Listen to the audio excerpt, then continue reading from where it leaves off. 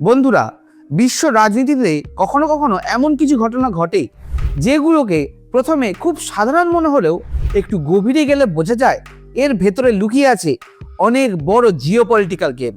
আর আজ আমরা ঠিক এমনই একটা ঘটনা নিয়ে আলোচনা করতে চলেছি। কারণ খবর আসছে আমেরিকা ইরানের ওপর যে সমস্ত অপারেশনগুলো চালিয়েছিল সেগুলো হয়তো আমেরিকা তথা ডোনাল্ড ট্রাম্পের সব থেকে বড় জিওপলিটিক্যাল ব্লান্ডার হতে পারে। কিন্তু প্রশ্ন হচ্ছে কেন? আমেরিকার উদ্দেশ্য তো ছিল পরিষ্কার, ইরানের ওপর চাপ বাড়ানো এবং সেখানে রেজিম চেঞ্জ ঘটানো।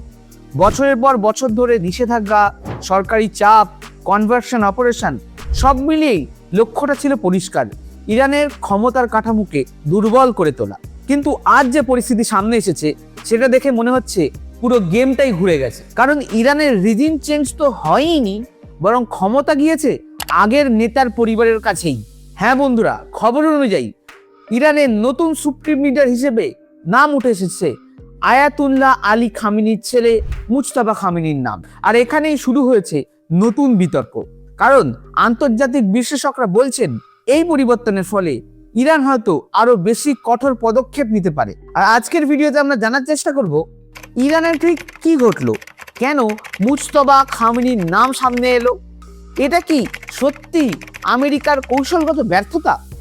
আর সব থেকে বড় প্রশ্ন, এই পরিবর্তনের ফলেই কি ইরান এখন আরো দ্রুত নিউক্লিয়ার পাওয়ার হওয়ার পথে এগিয়ে যাবে? নমস্কার বন্ধুরা, আমি জয়দীপ আছি আপনাদের সাথে, আর আপনারা দেখছেন জিওপলি বাংলা, যেখানে খবর নয় বিশ্ব রাজনীতিকে বোঝানো হয় গল্পের ছলে। তবে ভিডিওটি শুরুর আগে একটাই অনুরোধ, ভিডিওটি ভালো লাগলে ভিডিওটি একটা লাইক করুন এবং চ্যানেলে নতুন হয়ে থাকলে চ্যানেলটিকে সাবস্ক্রাইব করে পাশে থাকা বেল বাটনটাকে অল করতে ভুলবেন না।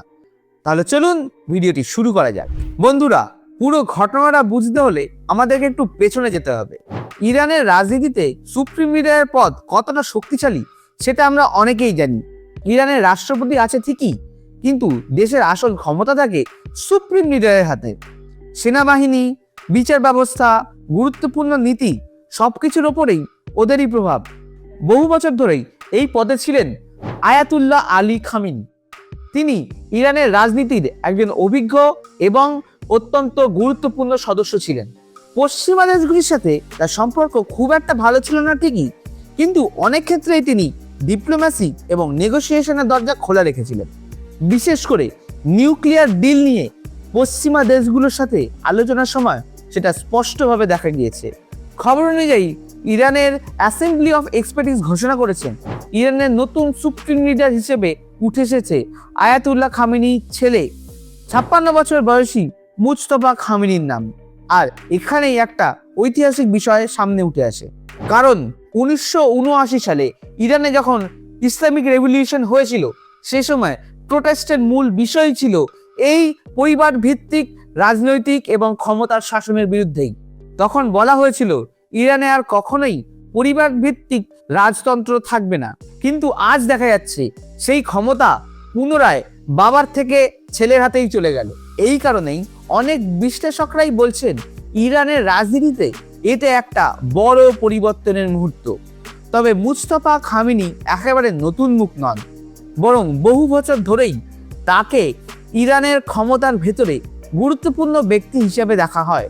তিনি খুব কম পাবলিক অ্যাপিয়ারেন্স দেন, সাধারণ মানুষের সামনে তিনি খুব একটা বেশি দেখা দেন না, কিন্তু বলা হয় ইরানের পাওয়ার স্ট্র্যাটেজির ভেতরে তিনি অনেকটাই প্রভাবশালী। বিশেষ করে আইআরজিসি অর্থাৎ ইসলামিক রেভলিউশনারি গার্ডস কর্পসের সাথে তার ভালোই যোগাযোগ আছে। আইআরজিসি ইরানের সবথেকে শক্তিশালী সামরিক এবং রাজনৈতিক প্রতিষ্ঠানগুলির মধ্যে একটি। যদি ইরানের নতুন সুপ্রিম লিডার তাদের সমর্থন পান, তাহলে ইরানের নীতি আরো কঠোর হয়ে উঠতে পারে, এমনটাই আশঙ্কা করছে আন্তর্জাতিক বিশেষজ্ঞরা। ইতিমধ্যেই ইরানের সংসদ, সামরিক বাহিনী এবং ধর্মীয় প্রতিষ্ঠানগুলি ঘোষণা করেছে তারা সবসময় নতুন সুপ্রিম লিডারের প্রতি লয়াল থাকবেন। অর্থাৎ ভেতরে ভেতরে রিজিম এখনোই শক্তিশালীভাবে টিকে আছে। এবং এখানে উঠছে সেই বড় প্রশ্নটা, তাহলে এত বছরের চাপ, স্যাংশন, হামলা এসবের ফল কি হলো?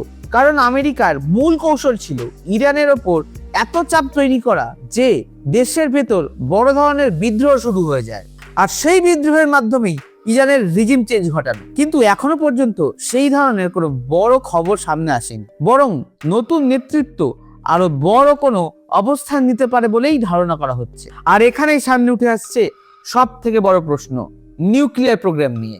আলী খামেনি একসময় প্রকাশ্যে বলেছিলেন নিউক্লিয়ার বোমা তৈরি করা ইসলামের দৃষ্টিতে সঠিক নয়। তিনি একটি ফতোয়া দিয়েছিলেন যেখানে নিউক্লিয়ার ওয়েপনকে অনৈতিক বলা হয়েছিল। কিন্তু এখন প্রশ্ন হচ্ছে, নতুন নেতৃত্ব কি এই অবস্থানে বজায় থাকবে? কারণ কিছু বিশেষজ্ঞদের মতে মুস্তাফা খামেনির চিন্তাধারা অনেকটাই কঠোর, আর তার পেছনে আইআরজিসির সমর্থন রয়েছে। আর এখানেই একটা খুবই গুরুত্বপূর্ণ বিষয় বুঝে নেওয়া দরকার। ইরান আগেই স্বীকার করেছিল যে তাদের কাছে প্রায় 450 কেজি ইউরেনিয়াম হেক্সাফ্লোরাইড রয়েছে, যা 60% পর্যন্ত এনরিচড। আর নিউক্লিয়ার প্রযুক্তি নিয়ে যারা কাজ করেন তারা জানেন এনরিচমেন্টের প্রথম ধাপগুলোই সব থেকে কঠিন। আর যদি কোনো দেশ 60% এনরিচমেন্টে পৌঁছে যায়, তাহলে বলাই যায় যে অস্ত্র বানানোর ইউরেনিয়াম তৈরি করার জন্য বেশিরভাগ কাজ তখন শেষ হয়ে গেছে।